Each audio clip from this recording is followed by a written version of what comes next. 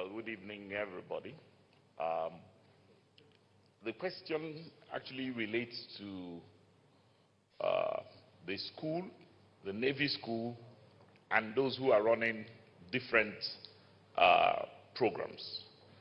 The programs, whether they are a French curriculum or an international curriculum, are not necessarily ours to regulate at the moment. We can't stop or move everybody back to school because French people are back in school or that they are running a program. If you listened to the words of the chairman of the PTF, we have taken these decisions to protect Nigerian lives. I sincerely understand how parents and proprietors and all the stakeholders in the education sector do feel. Maybe the national coordinator may have used the wrong word when he said instructed. We don't instruct. We actually are collaborating with all of you, and we plead that you understand what it is that we are doing. We want to have as much input from parents and stakeholders as much as we run the ministry. There is nothing we are doing from this point that is punitive in any way. We've only made recommendations and aligned them with the workings of the experts, the WHO, the Center for Disease Control, and those from the Ministry of Health. Once the schools are safe for our children to return to, I will be more than willing to quickly get the ecosystem working again. But that does not limit people from learning. In my last address, I had said anybody who finds some sort of online service, online courses, I've encouraged my children to do the same. I've encouraged my wife and people around me to do the same. I will encourage you to do so.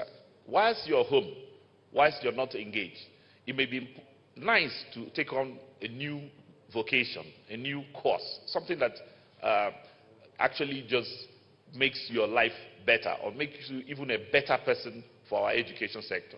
I'm aligning myself with what the Executive Secretary of the NUC is doing. He's also talking to lecturers in all of our universities to use the opportunity to upgrade themselves in the courses that they teach and how they teach it. And even when we return to physical classes, it might be important that even some of the courses that we may then project online, that our lecturers are able to deliver them better. So this is also a learning experience for everybody. So the disparity that exists between different college systems will not stampede us into taking decisions that are not fervent for our people. And that's the same thing I will advise in respect of the military school or the Navy school in Delta. If indeed the Navy is running such a program, they must be encouraged. It is not against us. But it's still within the ambit of what is available there. Is it possible for students to go?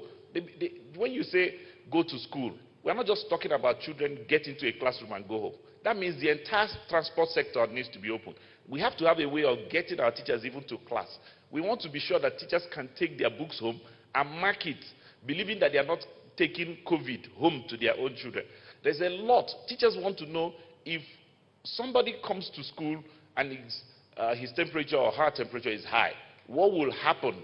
If she or he loses class time, what will happen? There are a lot of questions around this. So we can't take one item off the shelf and suddenly decide that maybe go get it just because we say we can. So really, this is a coordinated effort. I am really apologizing to the rest of my Nigerian brothers and sisters that really we had wanted and would love to open schools as soon as we can. But this is the 1st of June, and the numbers from the experts are not telling us to do so. As soon as they tell us to do so, we will gladly open. Thank you very much.